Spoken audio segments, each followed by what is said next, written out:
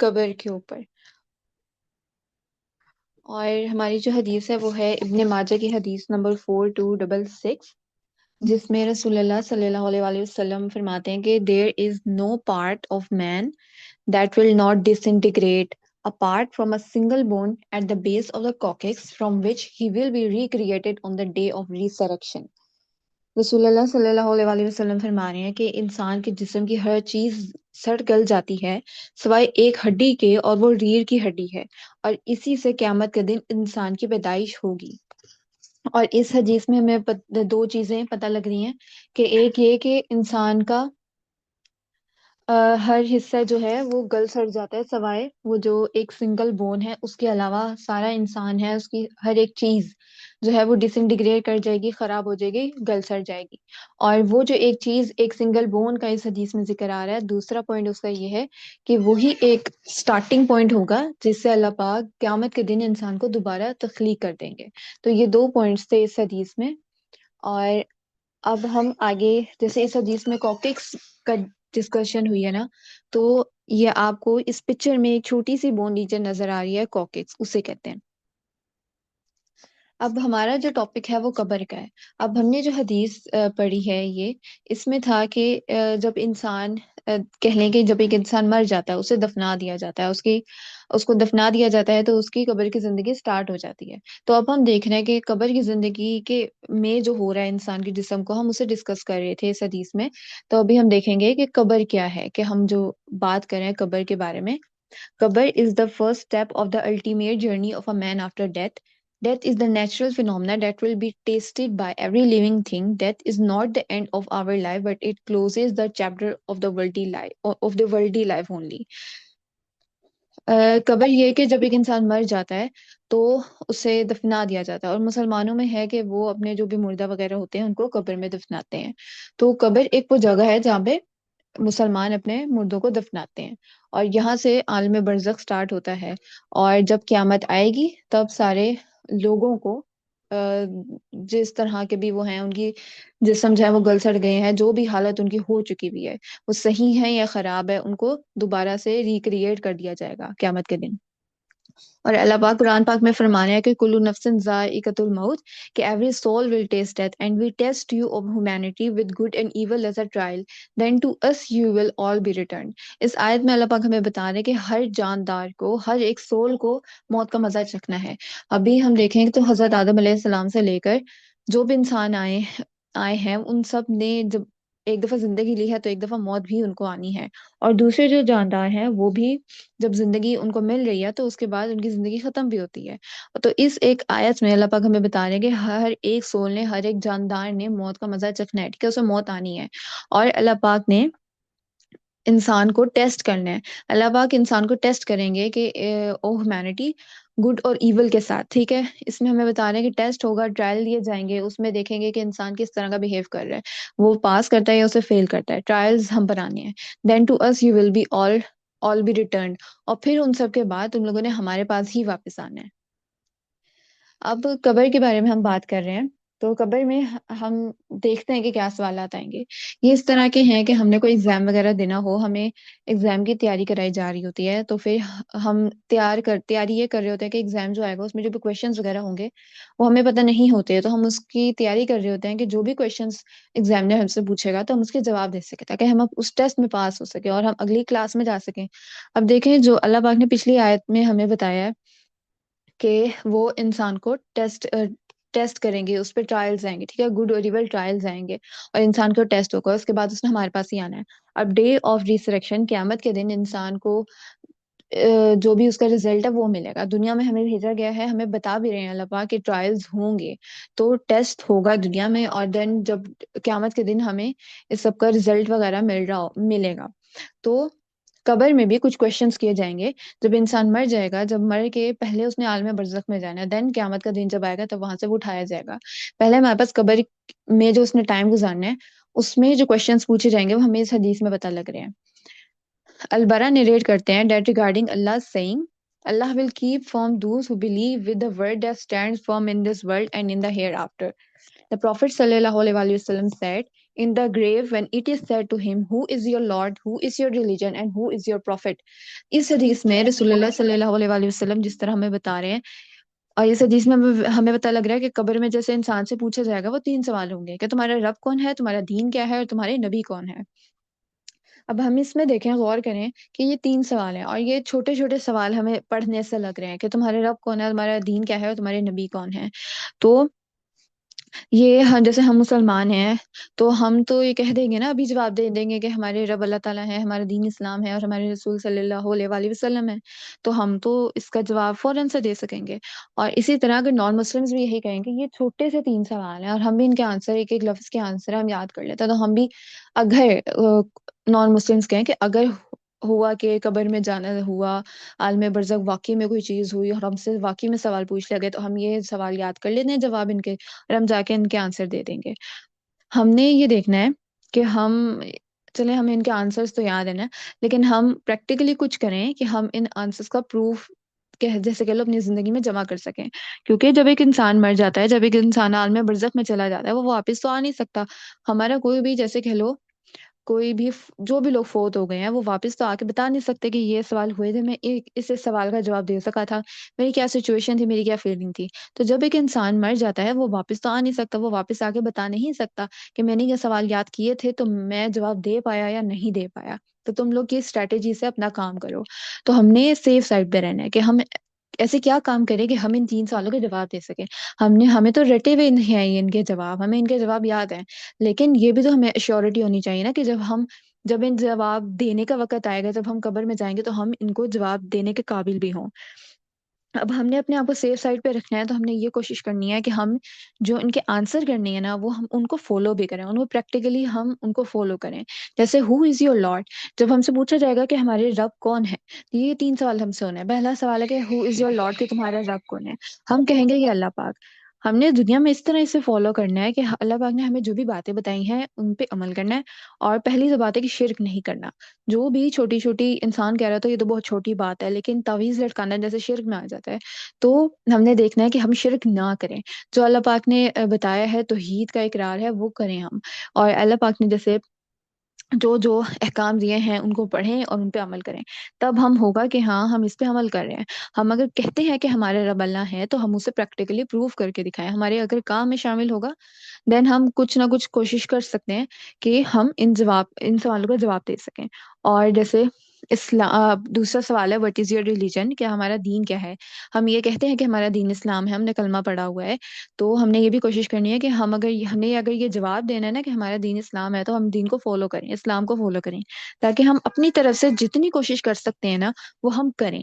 اب اسلام کو فالو کرنے میں اسلام کے 5 رکن ہیں، ٹھیک ہے، توحید کا اقرار، نماز، زکوٰۃ، روزہ، حج۔ اب ہم جو کر سکتے ہیں وہ تو ہم نے کرنا ہے نا۔ ایک انسان اس کی طبیعت بہت زیادہ خراب ہے تو وہ روزہ نہیں رکھ پا رہا، وہ بعد میں رکھنا ہے یا جو بھی ہے وہ دیکھے، بعد میں رکھنا ہے، بعد میں رکھے، اس کو پورا کرے، ٹھیک ہے۔ اگر کہ انسان کے پاس پیسے اتنے نہیں ہیں کہ وہ حج کرنے کے جائے، تو جب اس کے پاس پیسے اتنے ہیں کہ وہ حج کی استطاعت رکھتا ہے تو وہ جائے، حج کرے۔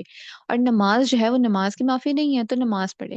اور توحید کا اقرار ہم کرتے ہیں، توحید کا اقرار میں یہ بھی آ رہا ہے کہ آپ اسے فالو کر رہے ہیں تو صحیح طریقے سے کریں، آپ نے شرک نہیں کرنا، ٹھیک ہے، تب آپ اسلام کو فالو کر رہے ہیں، نماز کو فالو کریں۔ 5 وہاں پہ چیزیں ہیں نا، تو زکوٰۃ دیں اپنے پیسوں میں سے۔ مال اتنا زیادہ نہیں ہے کہ حج پہ جا سکیں، تو آپ حج پہ نہیں جا رہے، لیکن اگر آپ کے پاس مال ہے اور اگر ہم پھر بھی اپنا مال بچا بچا کے رکھیں، اس میں سے زکوٰۃ نہیں دے رہے، حج نہیں کر رہے، تو دیکھا آپ اسلام جو ہم لوگ ہیں پھر اسلام کے رکن کو بھی پورا کریں نا پھر۔ تو ہم نے اگر اس سوال کا جواب دینا ہے تو ہمیں چاہیے کہ ہم ان کو فالو بھی کریں، اپنی لائف کو اس طرح بنائیں کہ پریکٹیکلی ایک چیز ہو کہ ہاں ہم نے پوری لائف ایک چیز پریکٹس کرتے آئے ہیں۔ اور تیسرا سوال کہ and who is your prophet. اب ہم مانتے ہیں کہ پروفٹ ہمارے حضرت محمد صلی اللہ علیہ وآلہ وسلم ہے، تو اس کو بھی ہم نے اپنی لائف میں امپلیمنٹ کرنا ہے، مطلب رسول اللہ صلی اللہ علیہ وآلہ وسلم کی ٹیچنگز کو امپلیمنٹ کرنا ہے اپنی لائف میں۔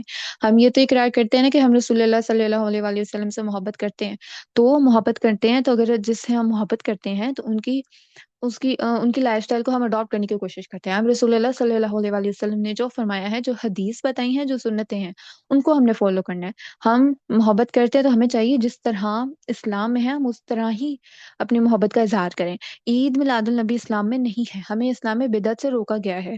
تو ہم نے وہی کام کرنا ہے جو واقعی میں اسلام میں ہے.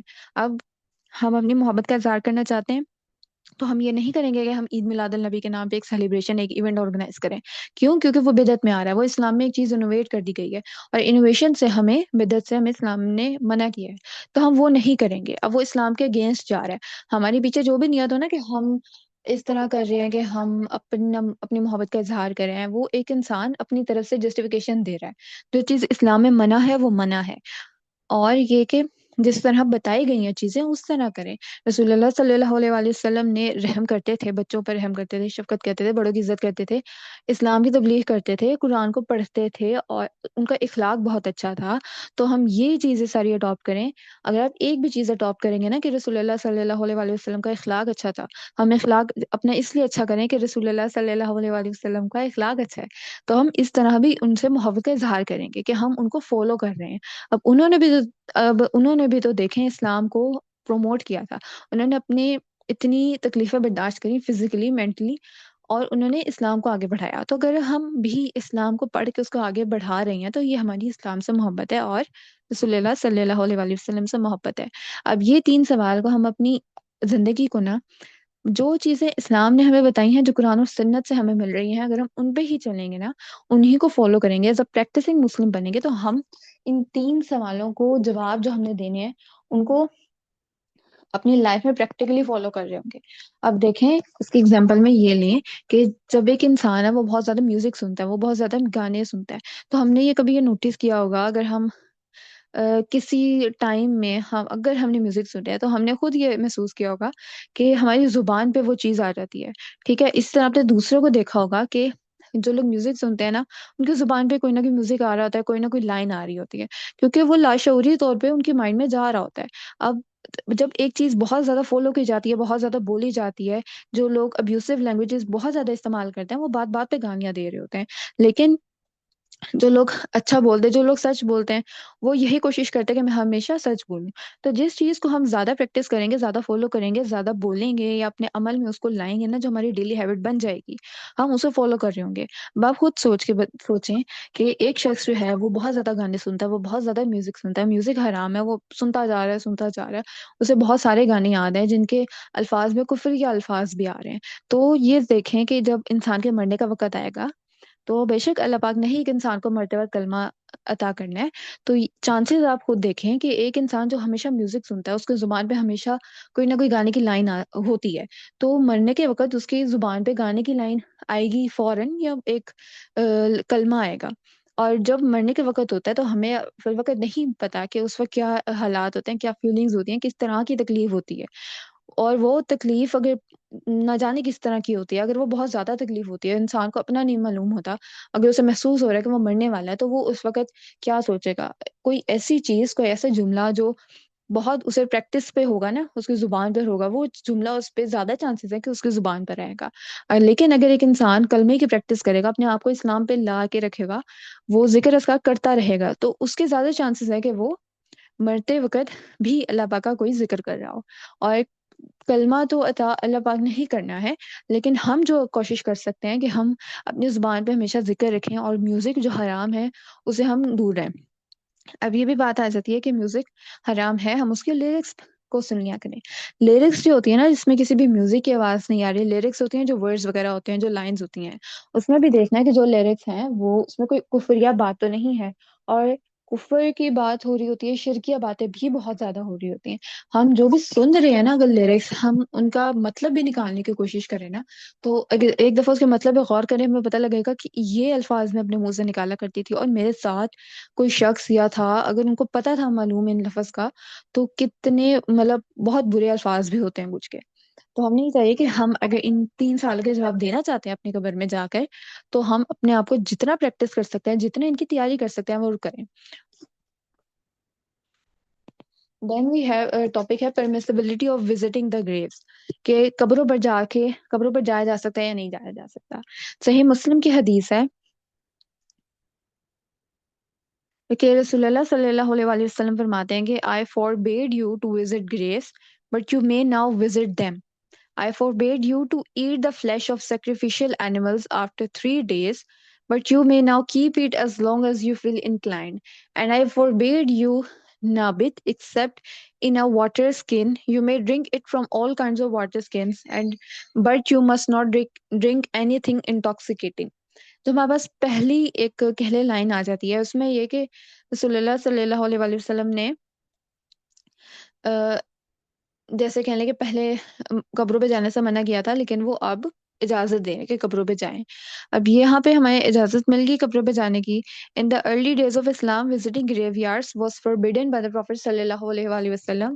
This was in order to prevent people from inadvertently committing shirk, associating partners with Allah at grave sites. However, the permission to visit the graves was later granted by the Prophet صلی اللہ علیہ وآلہ وسلم in the following manner. I forbade you from visiting the graves, but you may now visit them. تو ہمیں قبروں پہ ہم قبروں پہ جا سکتے ہیں، یہ تو ہمیں پرمیشن مل گئی ہوئی ہے. اب یہ کہ جب ہم قبروں پہ جا رہے ہیں تو ہم کسی بھی قسم کا شرک نہ کریں. اب آپ نے شرک وغیرہ ہم سوچتے ہیں کہ شرک قبر پہ جا کے کیسے ہو سکتا ہے. ہم اگر یہ دیکھیں نا مزاروں پہ جا کے جو ہو رہا ہے، تو مزاروں پہ لوگ شرک باقاعدہ شرک کر رہے ہوتے ہیں. لوگ اس طرح کہہ رہے ہوتے ہیں کہ ایک مرے ہوئے انسان سے کہہ رہے ہوتے ہیں میری یہ دعا قبول کر دو. وہ اس طرح کے بھی الفاظ بول رہے ہوتے ہیں، وہ ڈائریکٹ اس مرے ہوئے انسان سے دعا کر رہے ہوتے ہیں. اور ان کو لگ رہا ہوتا ہے کہ یہ بہت اللہ والا تھا، مطلب یہ بہت ذکر اذکار کرتا تھا، یہ خود اللہ پاک کے بہت قریب تھا.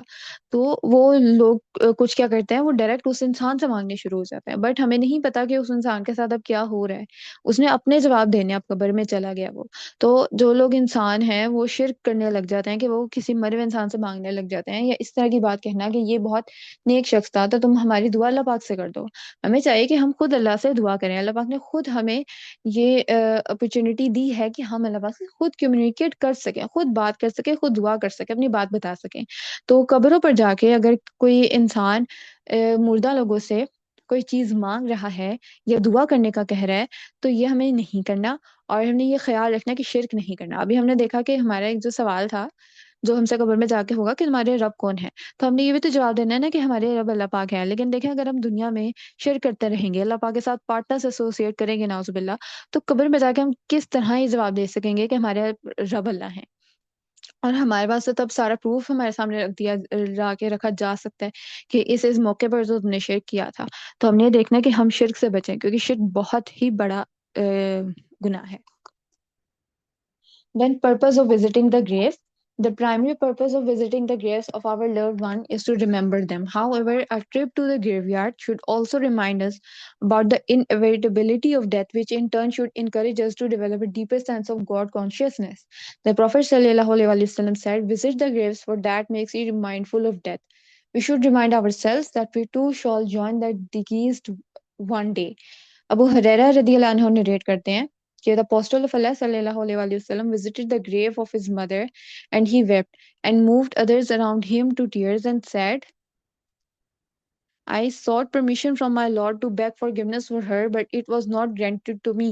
And I sought permission to visit her grave, and it was granted to me. So visit the grave. So for what makes you mindful of death.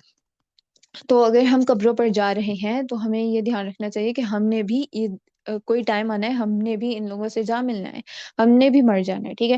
اور ہمیں اپنی اگر ہم کسی کی قبر پہ جا رہے ہیں تو ہم نے یہ خیال رکھنا ہے کہ ہم نے بھی مر جانا ہے کبھی، اور ہم موت کو زیادہ سے زیادہ یاد کر سکیں. اور ہم نے کوئی ڈیسیشن لینا ہے نا کہ ہم اسلام پہ آئیں گے، ہم کوئی یہ اچھا کام یہ نیک کام سٹارٹ کریں گے، تو ہمیں چاہیے کہ ہم جتنا جلدی ہو سکتا ہے نا اسے سٹارٹ کرنے کی کوشش کریں. کیونکہ ہمیں اپنے اگلے سانس کا بھی نہیں پتا، اگلے منٹ کا بھی نہیں پتا، اگلے سیکنڈ کا بھی نہیں پتا کہ ہم زندہ رہتے ہیں یا مر جاتے ہیں. ہمیں دعا یہی کرنی چاہیے کہ اللہ پاک ہمیں لمبی زندگی عطا فرمائے، صحت والی، تاکہ ہم زیادہ نیکیاں کر سکیں اور گناہ سے توبہ کر سکیں. ہمیں موت کی خواہش نہیں کرنی چاہیے، بٹ ہمیں موت کو یاد رکھنا ہے. ہم جتنی ایک انسان کی خیال زیادہ زندگی ہوگی، اس کے پاس چانسز ہیں کہ وہ زیادہ نیکیاں کر لے اور گناہوں سے توبہ کر لے. اور اللہ پاک معاف کرنے والے ہیں. کیا پتا ہم اس زندگی میں اس طرح اچھی توبہ کریں اور اتنے اچھے طریقے سے اسلام پہ آ جائیں. تو ہم نے موت کی خواہش نہیں کرنی ہوتی کبھی بھی انسان نے. اور یہ کہ ہم نے اپنی موت کو بھی یاد کر رکھنا ہے. Basic etiquettes of visiting the graves, کہ اگر ہمیں اجازت مل گئی کہ ہم نے قبر پہ جانا ہے، اور اگر ہم قبر پہ جا رہے ہیں تو کیا بیسک ایٹیکیٹس ہونے چاہیے. Wailing and crying loudly in the graveyard should be avoided. When the Prophet sallallahu alaihi wasallam saw a woman wailing beside a grave, he advised her, fear Allah and be patient. This is because wailing is a sign of ingratitude, whereas Allah loves those who are patient. حضرت انس بن مالک narrate کرتے ہیں کہ the Prophet sallallahu alaihi wasallam passed by a woman who was sitting and weeping beside a grave and said to her, fear Allah and be patient. تو ہمیں چاہیے کہ اگر ہم بہت زیادہ واویلا کر رہے ہیں، بہت زیادہ رو رہے ہیں، تو ہمیں اس سے کچھ تو ہمیں اسے اوائڈ کرنا چاہیے، کیونکہ اس حدیث میں رسول اللہ صلی اللہ علیہ وآلہ وسلم فرما رہے ہیں کہ fear Allah and be patient، کہ اللہ پاک سے ڈرو اور صبر رکھو. ہم نے جو اس وقت کا صبر ہوتا ہے نا، اس کو وہ کرنا مشکل ہوتا ہے، لیکن پھر بھی اللہ کا رسول اللہ صلی اللہ علیہ وآلہ وسلم ہمیں بتا رہے ہیں کہ اللہ پاک سے ڈرو اور صبر رکھو. دین ہمارے پاس ہم ایٹیکیٹس دیکھ رہے ہیں نا، تو ہمارے پاس سیکنڈ بات یہ آ جاتی ہے کہ سٹنگ اور walking on the graves is also prohibited. ایک حدیث ہے صحیح مسلم کی، جس میں رسول اللہ صلی اللہ علیہ وآلہ وسلم فرما رہے ہیں کہ do not sit on the graves and do not pray facing towards them, کہ ہم ایک تو قبروں پر بیٹھنا نہیں ہے اور ان کی طرف منہ کر کے ہم نے پڑھنا نہیں ہے. Although there was no concept of placing flowers at the graves among the Prophet sallallahu alaihi wasallam and his companions, such an action is not explicitly prohibited either. اس میں بتایا جا رہا ہے کہ جو پھولوں پر وہ قبروں پر پھول وغیرہ رکھ دیے جاتے ہیں، یہ بھی نہیں دیکھا گیا رسول اللہ صلی اللہ علیہ وسلم کی زندگی میں یا ان کے کمپینینز میں، کہ وہ قبروں پر پھول وغیرہ رکھ رہے ہیں. پھر یہ کہ supplicating at the graves, dua should not be made to or through any deceased person, no matter how pious or saintly they may have been. اس کا مطلب یہ ہے کہ ہم اگر کوئی دعا کر رہے ہیں نا، تو ہم نے اس طرح نہیں کرنا کہ ہم وہ جو مرا ہوا شخص ہے اس سے دعا کریں، اس ایک شخص سے دعا کریں جو مر گیا ہے، یا اس کے تھرو کا مطلب ہے کہ ہم اس طرح دعا کریں گے تم ہماری بات اللہ پاک سے کر دینا. اس طرح ہم نے نہیں کر سکتے ہم دعا، ٹھیک ہے. یہ شرک میں آ جاتا ہے کہ اگر ہم ایک انسان سے مانگ رہے ہیں کہ ہمیں یہ چیز دے دو کیونکہ تم بہت اللہ کے قریب ہمیں لگتے تھے. This is because the deceased can neither hear us nor intercede with Allah in our favor. Hence, dua should be made to Allah alone without any intermediaries, as He alone is capable of responding to our prayers. کہ ہم نے کسی ایک مرے ہوئے شخص سے جو کہہ لیں دعا نہیں کرنی ہے، وہ نہ ہماری بات سن سکتا ہے اور نہ ہی اسے آگے پہنچا سکتا ہے، وہ سن بھی نہیں سکتا. تو ہمیں جب ایک بات دی گئی ہے تو ہم مطلب ہمیں ایک چیز دی گئی ہے، گفٹ دیا گیا ہے کہ ہم اللہ پاک سے کمیونیکیٹ کر سکتے ہیں، ہم ڈائریکٹ اپنی بات بتا سکتے ہیں. تو ہمیں چاہیے کہ ہم اپنی بات خود کنوے کریں. اللہ پاک کو انسان کے بولنے سے پہلے بھی پتا ہے کہ وہ انسان دل میں کیا سوچ رہا ہے. انسان کو جب دعا کا ایک گفٹ دیا گیا ہے کہ بول کے یا دل میں اپنی بات کا اظہار کر دو، اللہ پاک سے دعا کر دو، تو ہمیں چاہیے کہ ہمیں کرنا چاہیے، ٹھیک ہے. ہمیں ڈائریکٹ اللہ سے دعا مانگنی چاہیے. اور ہم جب بول کے اگر دعا کر رہے ہیں نا، تو یہ سوچیں کہ ہمارے بولنے سے پہلے ہی اللہ پاک کو معلوم ہے. لیکن پھر بھی اگر ہمیں دعا کے بارے میں کہا گیا ہے، دعا ایک کنسیپٹ ہے اسلام میں، تو دعا کی کچھ تو سوچے نا کہ اہمیت ہے کہ جب اللہ پاک کو انسان کے دل میں بھی بات پتہ ہے کیا، لیکن پھر بھی ایک دعا اگر ہم بول کر رہے ہیں یا دل میں بھی کر رہے ہیں، تو یہ دیکھیں کہ آپ ڈائریکٹ اللہ پاک سے کمیونیکیٹ کر رہے ہیں. اور یہ شیطان اس طرح کے خیالات ڈالتا ہے کہ تم اتنے گناہ گار ہو، یا تم اتنے ناشکرے ہو، گناہ گار ہو، تم نے اتنے سارے گناہ وغیرہ کیے ہیں، تو تمہاری دعا قبول نہیں ہوگی. تو ہم نے دیکھنا ہے کہ جب یہ خیال ہے نا، یہ شیطان کا خیال ہے. ایک نان مسلم بھی تو ہے، اس نے دیکھیں پوری زندگی شرک کیا ہے اگر ایک نان مسلم ہے، لیکن اگر وہ بھی سچے دل سے توبہ کر کے اسلام پر آتا ہے تو اللہ پاک تو اسے بھی معاف کر دیتے ہیں. اس نے تو ساری زندگی شرک میں گزاری تھی، بٹ اس نے سچے دل سے توبہ کی تھی اور اسلام کو ایکسیپٹ کیا تھا. تو اللہ پاک ان کی بھی کہنے کے توبہ قبول کر لیتے ہیں. اور جو ہمیں اس طرح کے خیالات آ رہے ہوتے ہیں کہ ہمارے گناہ اس سے بھی زیادہ ہیں، ہمارے بہت زیادہ گناہ ہیں، تو یہ مایوسی شیطان دے رہا ہوتا ہے. کیونکہ جب تک ایک انسان توبہ ہی نہیں کرے گا، وہ گناہوں کی طرف جاتا رہے گا. تو ہم نے کرنا یہ ہے کہ ہم توبہ کریں اور دعا کریں، ٹھیک ہے.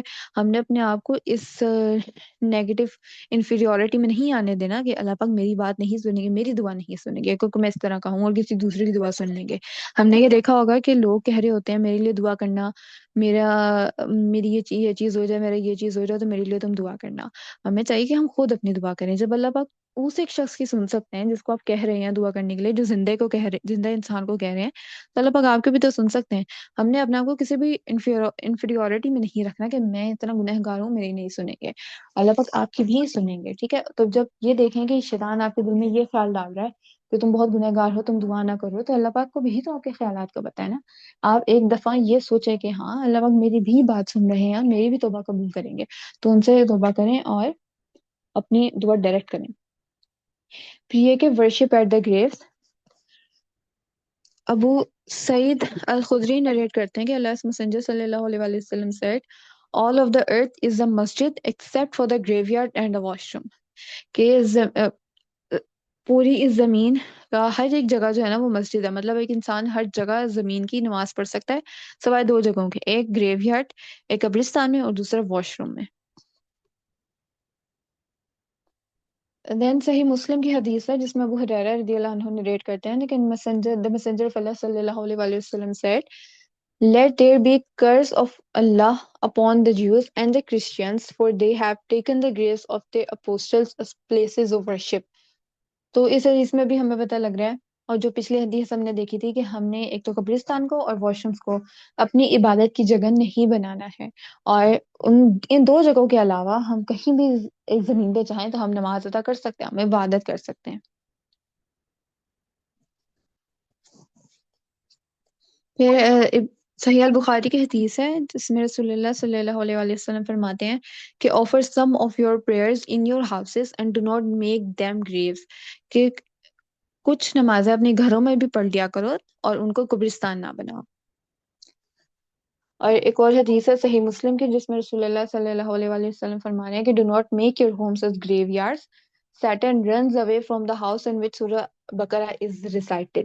کہ اپنے گھروں کو قبرستان نہ بناؤ. اور ایک بار جو ہمیں امپورٹنٹ پتہ لگ رہی ہے کہ جس گھر میں سورہ بقرہ پڑھی جاتی ہے شیطان وہاں سے بھاگ جاتا ہے.